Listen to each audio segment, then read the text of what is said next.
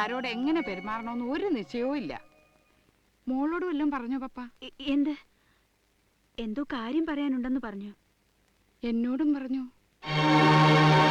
വേറൊന്നും ആയിരിക്കില്ല. അയാളുടെ പേരിൽ കിടക്കുന്ന ഈ വീടും പുരയിടവും ആരുടെ പേരിൽ എഴുതണമെന്നായിരിക്കും. അല്ല കൊച്ചമ്മേ, അതെങ്ങനെ നിനക്കറിയാം? എന്നോടും എന്തോ കാര്യം പറയാനുണ്ടെന്ന് ഇടയ്ക്കിടയ്ക്ക് പറയാറുണ്ട്. നിന്നെ ആരെയപ്പോ ഇങ്ങോട്ട് വിളിച്ചേ? പൊടിയപ്പുറത്ത്.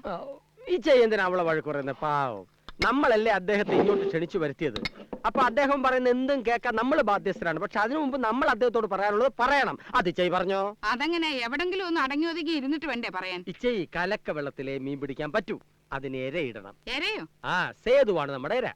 എനിക്കൊന്നും മനസ്സിലാവുന്നില്ല. അല്ലെങ്കിൽ ഇച്ചയ്ക്ക് ഒന്നും മനസ്സിലാവില്ല. പക്ഷെ വസുന്ധരയ്ക്ക് മനസ്സിലാവും. വസുന്ധരെ, അമ്മാവൻ നല്ല മൂഡിലിരിക്കുമ്പോ കൊച്ചു വർത്താനം പറഞ്ഞു പതേക്കെ അടുത്ത് കൂടണം. ആ പോട്ട്, എന്നാ ഇച്ചയി അടുത്ത് കൂടിക്കോ. പെട്ടെന്ന് സേതുവിന്റെ കാര്യം എടുത്തിടണം. അപ്പൊ അയാളുടെ ധാർമ്മിക ഷാളിക്കെത്തും. ഉടനെ നമ്മുടെ കാര്യം പറയണം. അയാള് സാധിച്ചു തരും. എങ്ങനെയുണ്ട് ഈ വക്കീലിന്റെ ബുദ്ധി? അമ്പട വീരാ. എന്നാ വിളമ്പ് ചീര. ഇനിയും വിളിക്കാത്ത? ഇനിയും ഉണ്ടല്ലോ 2 സെക്കൻഡ്. നോക്കിക്കോ, കണ്ണടച്ച് തുറക്കുമ്പോഴേക്കും കേക്കാം ട്രീം ട്രീം. കണ്ണടച്ചേ.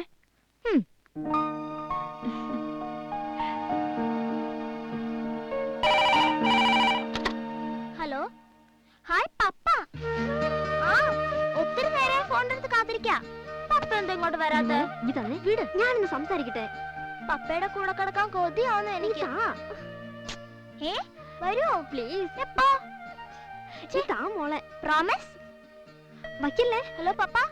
പപ്പ നിന്നോടല്ലേ പറഞ്ഞു നീ തരാൻ? പപ്പ വിളിച്ച് എന്നോട് സംസാരിക്കാനാ. അയ്യട തിരിപണ്ടാരോ. ബഹളം വെക്കാതെ. കുഞ്ഞു ഒളിഞ്ഞു വാ, ഇരിക്ക. പപ്പ എന്താ പറഞ്ഞത്? പപ്പ ഇങ്ങോട്ട് വരാന്ന് പറഞ്ഞു. ഇങ്ങോട്ടോ?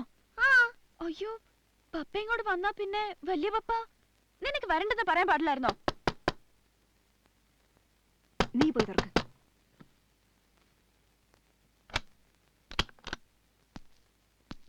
എന്താ ഇവിടെ ബഹളം?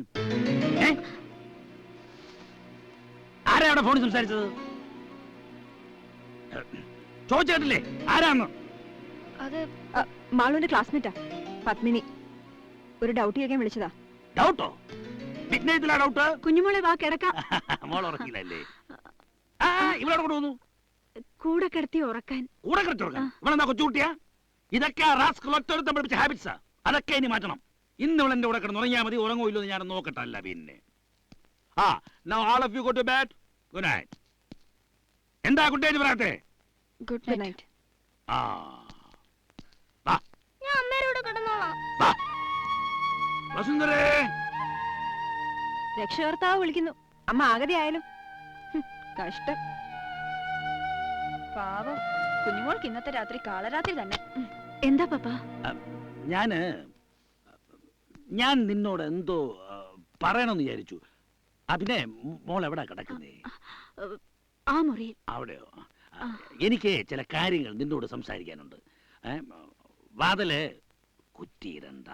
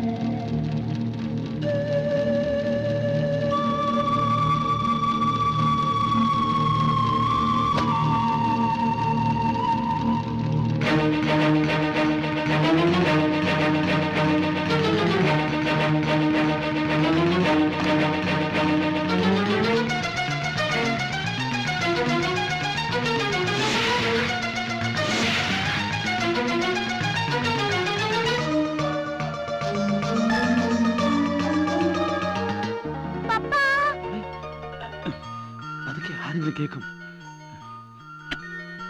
അപ്പൊ പപ്പയായിരുന്നു വല്യപ്പപ്പയുടെ വേഷത്തിലൂടെ നിന്നത്? അപ്പോ സിംഗപ്പൂരിലുള്ള വല്യപ്പപ്പ എവിടെ? ആരും ഇനി ഇവിടെ വരാൻ പോകുന്നില്ല മോളെ. അതെന്താ? വലിയ പപ്പ ഒരു കേസിൽപ്പെട്ട് അവിടെ ജയിലില്ല. സിംഗപ്പൂരിലെ ജോസഫ് ഡാനിയൽ അങ്കിളില്ലേ, ആ അങ്കിള് വിളിച്ചു പറഞ്ഞപ്പോഴാ പപ്പ അറിയുന്നത്. അതറിഞ്ഞിട്ടല്ലേ പപ്പ ഈ വേഷത്തിൽ ധൈര്യമായിട്ട് ഇവിടെ വന്നത്. അപ്പൊ പപ്പയിന് എന്ന് ഞങ്ങളുടെ ഉണ്ടാവോ? ചേച്ചി, അയ്യോ, പിന്നൊരു കാര്യം, പപ്പ ഇനി വലിയ പപ്പയുടെ വേഷത്തിലായിരിക്കും ഇവിടെ കാണുക. അതെന്തിനാ? ഒരു നിമിഷം പോലും എന്റെ മക്കളെ അമ്മയും പിരിഞ്ഞിരിക്കാൻ ഈ പപ്പയ്ക്ക് കഴിയാത്തോണ്ടാ പപ്പ ഇങ്ങനൊരു വേഷം കെട്ടിയത്. അതുകൊണ്ട് എന്റെ മോള് ഇത് ആരോടും പറയരുത്. പറഞ്ഞാലെന്താ? പറഞ്ഞാലെല്ലാം കുഴപ്പമാവില്ലേ? പപ്പയും അമ്മയും തമ്മിലുള്ള ഇപ്പോഴത്തെ സൗന്ദര്യപ്പണക്കൊക്കെ ഒന്ന് മാറ്റി, മോളെ എപ്പോഴും വഴക്ക് വരുന്ന അമ്മൂമ്മയുടെയും മാമന്റെയും ദേഷ്യമൊക്കെ മാറ്റി നമുക്ക് എല്ലാവർക്കും സന്തോഷമായിട്ടൊന്ന് കഴിയണ്ടേ? അതിനുവേണ്ടിയല്ലേ പപ്പയെ വേഷം കെട്ടിയിരിക്കുന്നത്. എന്നാ ചേച്ചിമാരോട് പോയി പറയട്ടെ. അയ്യോ, മോളിപ്പ ആരോടും പറയരുത്. പറഞ്ഞാ പപ്പ ഇവിടുന്ന് പോവും. അയ്യോ, പപ്പ ഇടുന്ന പോലെ എനിക്ക് എപ്പോഴും പപ്പയെ കാണണം. അങ്ങനാണെങ്കിൽ പപ്പ പറയുന്നത് മോൾ അനുസരിക്കണം. ഇവിടെ എന്തൊക്കെ നടന്നാലും മോൾ ഇക്കാര്യം മാത്രം ആരോടും പറയരുത്. ഇല്ല. പ്രോമിസ്? പ്രോമിസ്.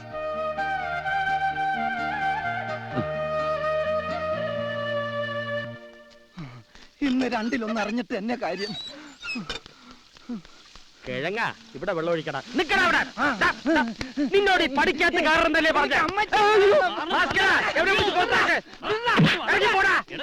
അമ്മച്ചിയെ കാണണമെന്ന് പറഞ്ഞില്ലേ? നിന്റെ അമ്മയ്ക്ക് ഇവിടാന്നോടാ ഇരിക്കുന്നത്. പിടിക്കടാവനെ.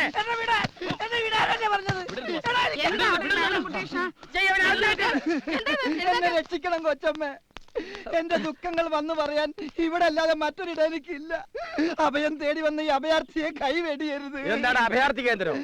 വസുന്ധര ചേച്ചിയുമായി പിണങ്ങി പിരിഞ്ഞതിന് ശേഷം സേതുമാധവൻ സാറിന് ഭ്രാന്ത് പിടിച്ച പോലെ. അത് പണ്ടേ ഉള്ളതാണല്ലോ. ഇപ്പൊ ഇത്തിരി കൂടുതലാ. ഏതു നേരവും മദ്യപിച്ച് മതോന്മത്തനായി വക്കീൽ ഓഫീസിൽ കുത്തിയിരിപ്പ. കക്ഷികളോട് സമാധാനം പറഞ്ഞു ഞാൻ മടുത്തു. എന്തെങ്കിലും പറയാൻ ചെന്നാ പുളിച്ച തെറിയും തല്ലുമായിരിക്കും മറുപടി. ഇന്നലെ വക്കാലത്ത് ഒപ്പിടിക്കാൻ ചെന്നപ്പോ കിട്ടിയ മറുപടിയാ. എന്താ ഇത്? അണപ്പല്ല. എന്താടാ ഒരു നിറവ്യത്യാസം? വെപ്പുവല്ല. കളയടാ. യോറി സെറ്റ് ചെയ്യാനുള്ളത്. ഓ അത് ശരി. ഇത്രയും കാലം ആ ഏഭ്യം വക്കീലിന്റെ പുറകെ കൈമണി അടിച്ച് നടന്നവനല്ലേ നീ? എനിക്കറിയില്ലേ നിന്നെ. അമ്മയെ കാണുമ്പോ അപ്പനെ മറക്കും, അപ്പനെ കാണുമ്പോ അയൽക്കാരനെ മറക്കും. പരീക്ഷ ഇറങ്ങി പോടാ. അങ്ങനെ പറയരുത്. ഒരു പണിയില്ലാണ്ടായ വാദരോഗിയായ അമ്മുമ്മയും വായുരോഗിയായ അപ്പൂപ്പനും പട്ടിണി കിടന്ന് മരിക്കും. എന്തെങ്കിലും ഒരു പണി അന്ന് സഹായിക്കണം. ചുമ്മാ ഇരുന്ന് ശീലില്ലാത്തതുകൊണ്ടാ. മോങ്ങാനടാ കുട്ടീഷ. ഓ, നിന്റെ ഗുമസ്തനായിട്ട് ഇവനെ കൂടെ നിർത്തിക്കോ. എന്നാലും ചുമ്മാ ഇരിക്കണ്ടേ? എടോ, താൻ പറഞ്ഞതിന്റെ അർത്ഥം ഞാൻ ചുമ്മാ ഇരിക്കുന്ന വക്കീലെന്നില്ല. ആരോടാ പറഞ്ഞ ഞാൻ ചുമ്മാ ഇരിക്കണം? നാളെ ഇതുവരെ 36 ഡൈവേഴ്സ്. ആ ഡയാന നിന്റെ ഒരു 36 ഉണ്ടായാനെ. ആ എന്നിട്ട് ഇവനാള് ശരിയല്ല. എന്താ എന്താ ഇത്? ചന്തയാണോ? ഗുഡ് മോർണിംഗ് പാപ്പ. ഇവനാ റാസ്കലിന്റെ ശിഖരിയല്ലേ? ഇവനെന്തിനോട് വന്നു? സിംഗപ്പൂർ അടി താങ്ങാനുള്ള ശേഷി ഇനി ഇവനില്ല. കൊച്ചേട്ടന്റെ പുന്നാര മോൻ വട്ടളയെ പഠിച്ചിറക്കി വിട്ടതാ. ഇപ്പൊ പണിയും പോയി, പല്ലും പോയി, കുടുംബം പട്ടിണിയിലായപ്പോ കേറി വന്നതാ. ഓഹോ, അപ്പൊ അങ്ങനാണല്ലേ കാര്യം. പക്ഷേ ഒരു കാര്യം, അത്തന്റെ റാസ്കൽ ഇറക്കി വിട്ടു എന്നുള്ളതുകൊണ്ട് ഇവന്റെ കുടുംബം പട്ടിണിയാവില്ല. ആവാൻ ഞാൻ സമ്മതിക്കില്ല. എടാ, നിനക്ക് എന്തൊക്കെ പണി അറിയാം? എനിക്ക് എല്ലാ പണി അറിയാം. ഡ്രൈവിംഗ്, കുക്കിംഗ്, വാഷിംഗ്, പിന്നെ പാചകം എല്ലാം എനിക്കറിയാം. എന്തൊക്കെ പാചകം അറിയാം? എനിക്ക് അപ്പം, പുട്ട്, കടല, അങ്ങനെ. ഇഡ്ഡലി ഉണ്ടാക്കണം. പിന്നെ അത് ഞാൻ ഡബിൾ എമ്മയാണ്. അയ്യോ കൊച്ചമ്മ മറുപടി പറയാതെ ഞാൻ. നിനക്ക് എന്റെ കാര്യങ്ങൾ കൂടെ നിൽക്കാൻ പറ്റുമോ? അത് വേണം. ശബ്ദിച്ചുകൂടത്. ആ റാസ്കലിന്റെ മുമ്പിൽ ആരും തോക്കാൻ ഞാൻ സമ്മതിക്കില്ല. നമസ്കാരം. അടുക്കള പണിക്ക് ഒരാളുടെ പൂവും വേണോ? അവന്റെ വരവും ലുക്കും അത്ര ശരിയല്ല.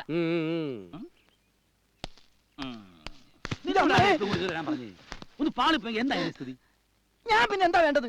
കുടുംബം നന്നാക്കാൻ വേഷം കെട്ടിവിടാൻ നിൽക്കുമ്പോ കുറെ കേസെടുത്ത് തലയിൽ വെച്ച കാര്യം മറന്നു പോകരുത്. വക്കീലിനെ കാണാൻ വരുന്ന കക്ഷികളോട് ഞാൻ സമാധാനം പറഞ്ഞു മടുത്തു. അവിടത്തെ കാര്യങ്ങൾ അപ്പപ്പ അറിയിക്കാൻ ഞാൻ നോക്കിയിട്ട് ഇതേ ഒറ്റ മാർഗമുള്ളൂ. ഏതായാലും പാളിപ്പോയില്ലല്ലോ. എങ്ങനെ ഉണ്ടായിരുന്നു എന്റെ പെർഫോമൻസ്? എന്തോ